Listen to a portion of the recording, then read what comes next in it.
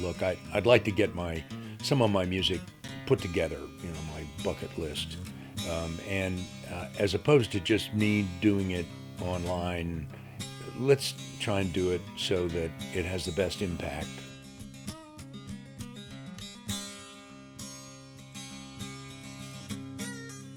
I came home from school that night and I had packed up my car with all of my stuff from my dorm. And I told my mom that I wasn't going to unpack it and I needed her help and I needed to move. And I needed to go to Nashville, I needed to do music. And my mom had a smile on her face. She hopped in shotgun and she drove me the 12 hours down here and helped me move into an apartment, and now here I am.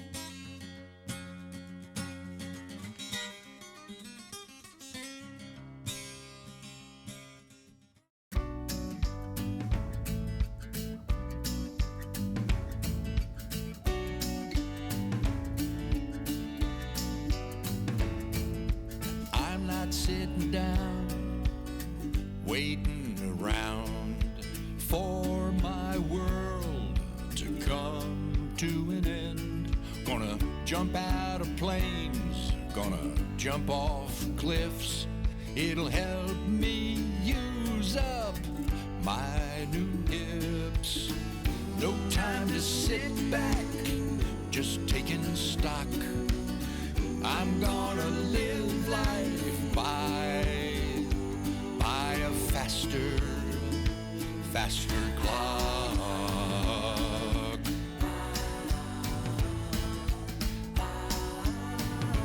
I've seen the devil many times to know he don't exist. He's no threat to me, no siree, if you get the drift. I'm living life between the landmines, seeing faces in the trees. I lean in on... I was born in Boston, Massachusetts, and my mom knew my dad for 9 days before they got married. She was a singer and a dancer, so he took her some roses back on the stage door, and they got married.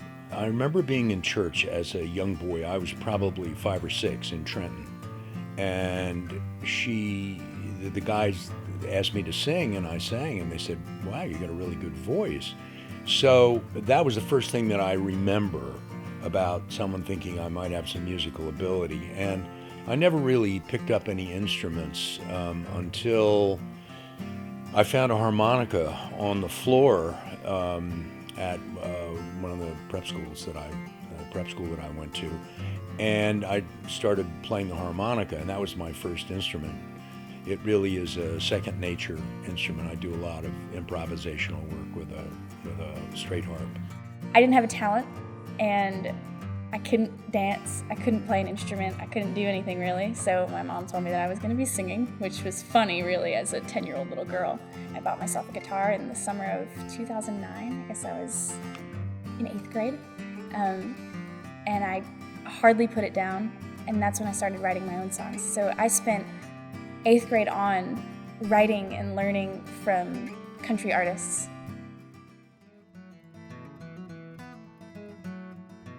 In today's world, it's much easier to actually record an album. 30 years ago, if you didn't have the budget of a major record label, it was almost impossible to get into a recording studio. Today, with the technology, the internet, here in Nashville, the swift and fast way that we can record great tracks for a song, it's available for more and more people to do this type of project. It's not like in the olden days when you were hoping to record it, burn a CD or get an album and then have other promoters promote that music out there to radio stations. That is completely gone. Now it's kind of like a free-for-all. You have people in remote parts of the world that have fans all over the world, all over America. It's an incredible thing that, 20 years ago, artists would have said, there's no way. That's amazing. They probably would have wished for something like that. But you look at the opportunities, and that's just the evolution of the industry. We now have these shows, and the record labels aren't dumb. They'll figure out how to use that. So they see somebody like a Carrie Underwood is a perfect example, who was on, I think it was American Idol, and she won that year. walked off of that stage with something like 50 million fans. Well, you only have to sell to 10% of those fans, and you got, what, 5 million sold. That's a lot of records. When I was 17 years old, I somehow made it onto the blind auditions of The Voice, and I spent 40 days in Los Angeles working every single day with NBC.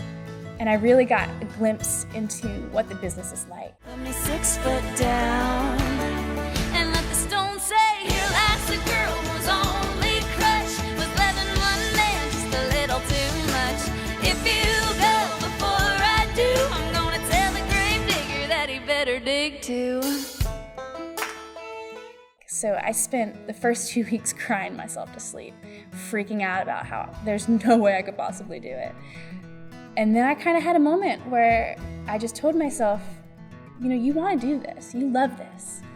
And those next 2 weeks were the best 2 weeks of my entire life. You know, I went through a lot and I learned a lot about myself throughout it. But at 17, that's when it kind of kicked in that my love for music was so much more than my love for anything else, and I absolutely had to do it. And with a broken wing, she still sings. She keeps an eye on the sky. I love the energy of youth, and it's totally unbridled. I am amazed at how people go after that and that way. The number of people that make it are, I understand, pretty slim.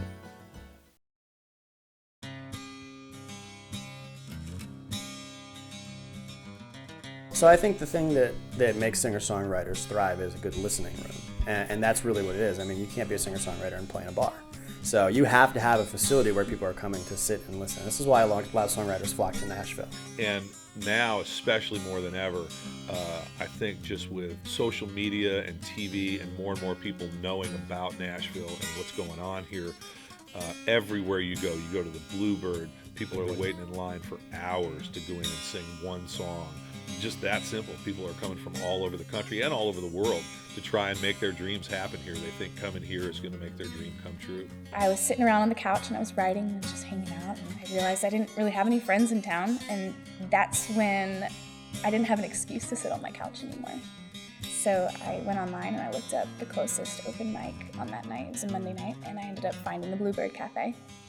And I met quite a few people that night who I still write with today. The surprise was how refreshing it was to work with people that weren't trying to get song cuts in Nashville or in LA. People that just wanted to get their message across and write a great song and have fun with it. She wants one more for the road, but I want one more after that. And at this rate, we'll stay here all night. These kinds of things just get me high.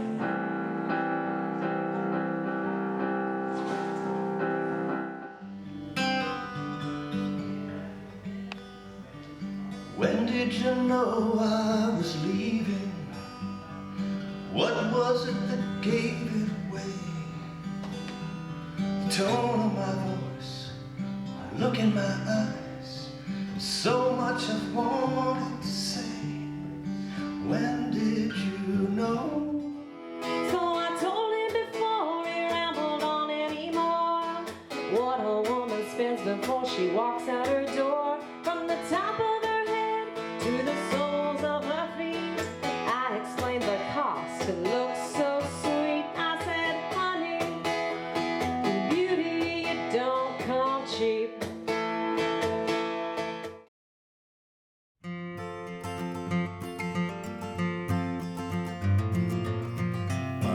The idea of somebody finding them and saying, wow, yeah, we want to put you on contract, then the question is how they're going to handle it at that point, as to whether or not they say, okay, well, gee, I make it, I need the money, I can I'll write what they want me to, or then, you know, and it's hard to legislate creativity. For me, the decision to move here was very much so, if I don't do it now, I'll never do it. And 5 years from now, I'll never know what would have happened had I hadn't moved here. There's more than just money when it comes to music, and it's a part of who you are. And the people who stick around this town and really get to where other people want to be are the people who live and breathe passion for music. I like it. I didn't know I was going to like it, but I like it. Everybody paid attention. Everybody said, "Ooh, here's an idea. How about this?" And it was a great, heartfelt experience. I like to think that Nashville isn't a competition. I like to think that we all feed off of each other. When you meet somebody at a writer's round and their song brings you to your knees, that's the person that you want to be like. That's the person that you want to write with. You want to learn from them. You want to look into their music. That's the inspiration that you need tomorrow to write the song that can bring somebody else to their knees. A good song begs to be heard, and everybody says that. All of my professors say that to me. I was so busy doing what I was doing that I really didn't have an opportunity to really even figure out what the Nashville scene was. I was in there working with incredible musicians, and I thought about, and I'm sure that Nashville is loaded with people who've come there with music, and they just don't leave. They like it, they stay. It was amazing being embedded in an industry which I had only, seen on TV and had no idea how it worked. And it was really an honor being able to interact with, that level of professional musicianship. I'm an outsider to their industry, and they treated me with great respect. And I thought that was just great. When something happens to me, I write a song. And I think that music, there doesn't even have to be lyrics. The good kind of music moves you and moves people in general more than any kind of words can. I think people find comfort in music. I think people look to music to put into words how they're feeling. The work that everyone has to do in order to create something has its own synergy, energy. At the end of the day, if 30 years from now I'm still here kicking it, then I'm happy. As long as I'm happy, that's what matters to me.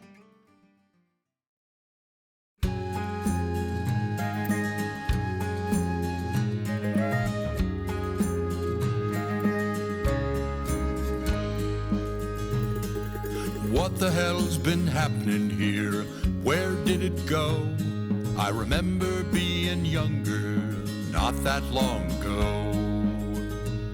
My hand's still on the throttle, I'm a steaming through the pass. I'm living in the moment, hoping it will last. Hoping that it will last.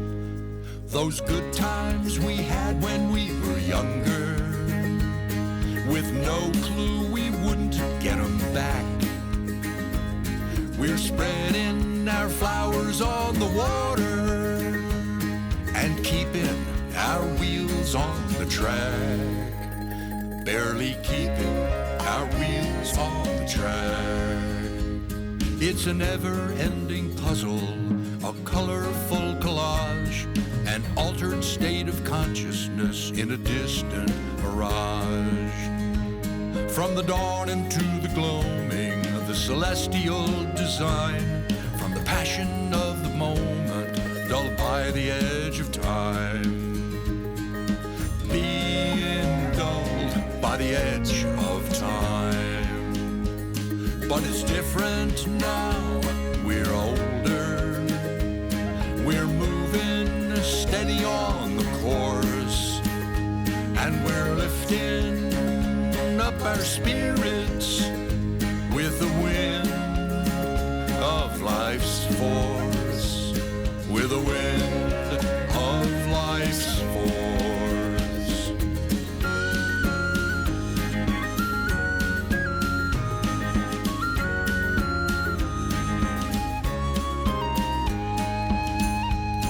Turn the tables on the devil, cast off your graven face, blow those storm clouds out to sea, let the sun roll down your face.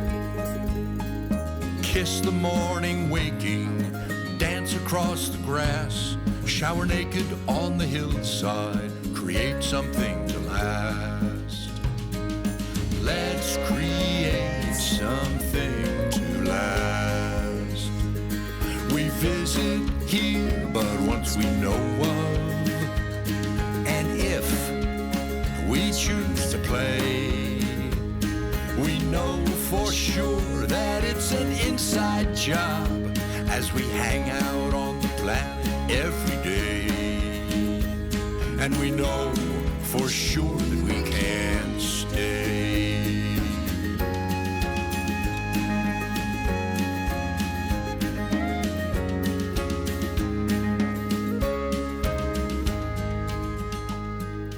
What the hell's been happening here?